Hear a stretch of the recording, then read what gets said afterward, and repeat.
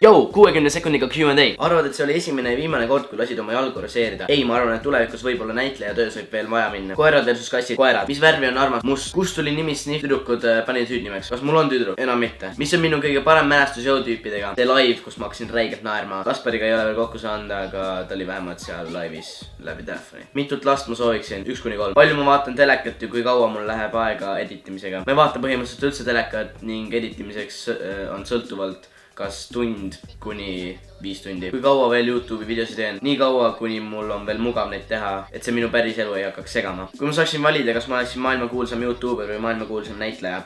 Maailmakuulsam näitleja. Mitme tüdrukuga olen suhtes olnud? 4-5. Kui vanalt hakkasin näitlemisega tegelema? 11-aastaselt. Kas mulle meeldib näitlemine ja kas ma arvan, et ma olen selles hea? Mulle räigelt meeldib näitlemine ning ma arvan, et ma saan ennast alati veel paremaks arendada. Ma eelistan rohkem blonde või brünette. Ma ei vaata tüdrukuid juukse värvi järgi. Tšekkake veel description üle ning aitäh vaatamast!